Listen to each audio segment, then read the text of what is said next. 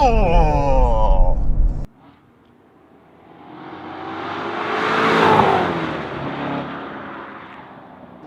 My name is Ben. This is a 2017 Track Armor Z06. And you're watching Answered.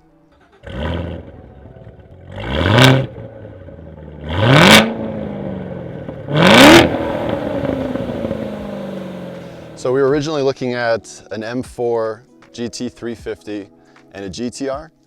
And depending on how much it costs to maintain, how much effort it costs to maintain, you just really can't beat the track value out of a Z06. They're designed for the track right out of the box with just very few mods. And I mean, you just can't beat the value. And that's why we decided to go with it. The power, because you just never get used to it. It always puts a smile on your face. Every time you throw down the hammer, you gotta like pay attention. Where some of the other cars are maybe 300 horsepower, 400 horsepower, whatever, you get used to it and it feels very controlled. But with this, it's just wild enough to where every single time it feels a little bit different.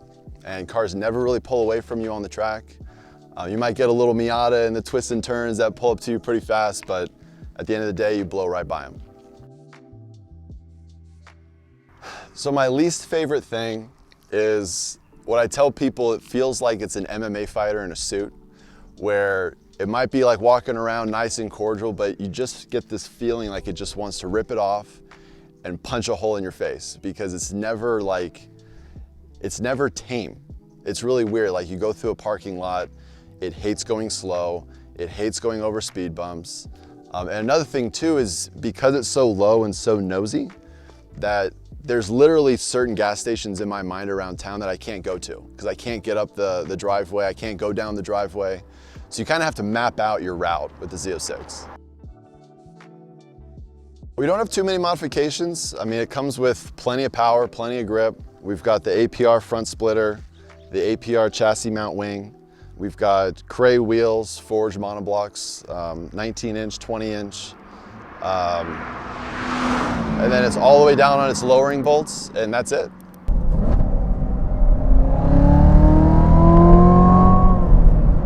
Awesome, so we are now in the C7 Z06. If you saw the long form of this video, I hope you enjoyed it, or it might not be out yet, so there will be a longer form interview with Ben about the C7 Z06 and why he decided to get it over the M4, the Nissan GTR, and the GT350 and GT350R, right? Right. So what led you to picking up the C7 Z06 that made you feel it was better than those cars?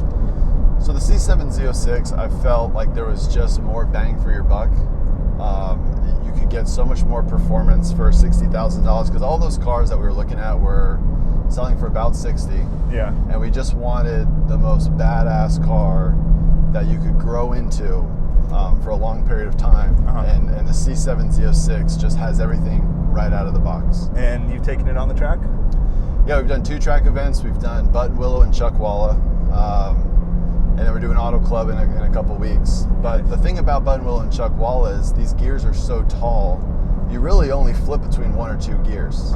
You know, so that just shows you like how much power and how much performance is out of this car when you're only flipping through 1 or 2 gears your entire track day. And how does it perform after tons of laps? It's great. I mean, originally pre-2017 C7 Z06 had a cooling issue, mostly in the automatic transmissions, but manual cars kind of found the same thing too. Yeah. But they used to overheat, and now with this one, at least the 2 track days that I've had, I know a bunch of Z06 owners with a 2017 or more, no overheating issues. So we're really excited to kind of push it to its limit. Nice. You have the 7-speed manual. This is not the stock shifter. What is the shifter setup there? So this is the MGW shifter. It's a short throw shifter. It's much better than the original shifter. The original shifter is great, but with this one, the best way to describe it is it feels like a bolt action rifle. You put it into gear, it's got that nice kind of feel to it. Yeah. And it stays nice and tight. But with the original shifter, when you go back to it, you're like, wow, there's a lot of play here. And you wouldn't have realized that without seeing one of these short throw shifters. So MGW makes a great shifter. Nice. And do you know what the cost of the shifter setup is? It was about $250. Okay. Right out the door. So I got it, but I sent it to the shop that we take the Vette to, and they installed it for like $100. Nice. So you could do it yourself too. Totally worth it, you'd say? Absolutely worth it. Okay, cool. Absolutely worth it. What made you decide to go manual on this car? Well, one, I kept getting crap from people being a massive car person, but having an automatic. Even though I would use the paddles on the track and everything, it's not really the same. And I've always wanted a car where you have that connection. You know, you really feel like this, like symbiotic relationship. Oh, damn. ACH, man. Okay, well that can lead into our next little bit. So we talked about how your least favorite thing is how low the car is. And one of the mods is the splitter, which is hopefully okay. That was a big rock. Well, it hit right in the middle. Yeah. It's happened before. I think it'll be all right. Yeah. But God, it sounds horrible. Oh, yeah, that sounds like a bomb going off under the car. I don't even remember what I was going to say. Yeah, so we're talking about going manual, the shifter. What would you modify in the car if you had a $10,000 check to spend on it? I get a separate set of wheels and tires dedicated for the track.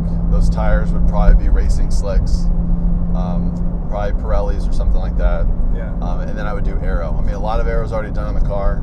Yeah. I mean, maybe a diffuser or something, but with $10,000, after knowing kind of what I know on the track now and racing and talking to a lot of people that have way more experience than me, your biggest mods for better lap times is brakes, tires, and aero at a high speed, but it's not power mods. That's not going to really make you faster on the track. Yeah, but this car has a ton of power already. Yeah, so you don't need that. And the mods, so you have no power mods on this car, and it doesn't need it. Probably won't need it for a very long time. Yeah. Ever. So you have a rear wing that's pretty big.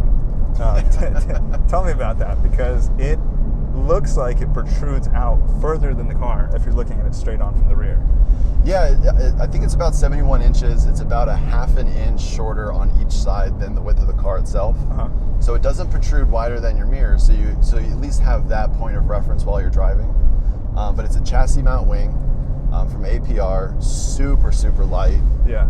But they've had to remove the entire bumper. There's this huge X bracket that they bolt onto the chassis. It takes all day to do. But the wing itself is adjustable, so you can adjust it for more downforce, less downforce. Right now we have it at like the stock setting, which I think for now is fine. Yeah. But until you start to fine tune, aero grip and all that, you can change it as you see fit. Yeah. And it looks really nice and clean from the back, because you'd have no idea that it was. I mean, you'd know that it's aftermarket, but it's installed really clean. You don't have a huge bracket on the outside of the bumper holding it on. And then you also have a delete of the Z06 spoiler that's a carbon piece, which looks really nice. So you have kind of double carbon going on the rear, which is nice.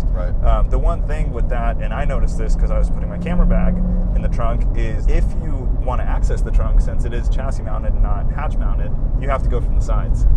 Yeah. So you do lose a little bit of the trunk comfort and accessibility there, but it's nice that the trunk is huge on this car. You can fit a ton of stuff. And yeah, that's one thing we didn't really notice, but it didn't bother us, but we really didn't even think about that until it was already on the car and we went to put something in the trunk. We're like, well, wait a minute, like, how's this supposed to work? So like everything, we open it up and we always got to go from the side. And you could be surprised how much stuff you can get in the back of this car. I mean, it's deceiving. Yeah. We did a trip up north, a couple friends, and a buddy of mine who has another C7 fit luggage, coolers, tools, souvenirs. We bought a bunch of stuff when we went up to Monterey, and he put stuff in his trunk, helmets, everything. Yeah. And it closed perfectly. It wasn't rolling around. You get the nice nettings and everything to keep everything in place. And it just works, and it's surprising. Yeah, these seats, I gotta say, are really comfortable. I know you've had a lot more experience in them than me, of course. What is the one thing you wish the seats had? I think more lumbar support. They do grip you in the turns. I mean, there's improved sports seats, with I think with the 3LZ package you get with Corvettes, but if this had better lumbar support, it'd be nice, because I find that after maybe a couple hours of driving, I kind of stretch my back out a little bit. Yeah. It's not enough to complain. It's just something to be aware of that you might notice after a few hours. You won't notice it the second you sit in the seat. You'll notice it after a road trip. Yeah, that makes sense. And then on the daily livability, how is not the fuel economy, because you don't look at that in this car, but how's like the sound system? And I'm sure it's got Bluetooth for your phone and comfort access and all that stuff. Yep, Bluetooth, everything stays connected. It's got Bose stereo, so it sounds great. It's actually very quiet while you drive. So, you know, coming from a previously modded 370Z, it's very drony when you've got loud exhaust, but this, you know, it's loud, but you don't really hear it in the cockpit unless you throw it down. Yeah. But it's very comfortable. It retains the magnetic suspension, so, you know, while you're driving, it's very smooth. And it's kind of pleasant to be in. Like, you could drive cross country in it and be fine. Yeah. Definitely seems like a great car. And the last thing I want to talk about with the rocks that we just drove over and that giant rock, the huge track armor decals on this car. This is the Track Armor Company Z06. What is Track Armor? So Track Armor is a temporary paint protection film that gets applied to your front bumper, quarter panels, really wherever you feel like you might get some rock chips, tire chunk marks, anything you know you kick up on the track. Let Track Armor take that damage for you, so it doesn't affect your wrap, your clear bra, your paint. And then when you're done with the entire track day, you just peel it right off, and it's like you were never at the track. Yeah. So people put that on over clear bra as well, because I know a lot of people get clear bra because they're like, oh, I'm protected. But yep. In fact, a large amount of people have clear bras that use Track Armor, and their initial thought is, oh, I had a clear bra, I'm fine. It'll just protect me from everything. Well, clear bras are meant for day-to-day protection, right? Not tailing a Vette at 150 miles an hour, 2 car lengths behind it. You know, so you need that added protection while you're on the track, and Track Armor does that for you. That makes sense. Very cool. Well, Ben, thank you for sharing the Z06 experience with me today. Hopefully you guys enjoyed the video. There will also be a long version that's more of a podcast, because Ben and I have had a great time filming today. Make sure to subscribe for next week's video coming out Tuesday at 10 a.m. Pacific, and I'll see you then. Peace.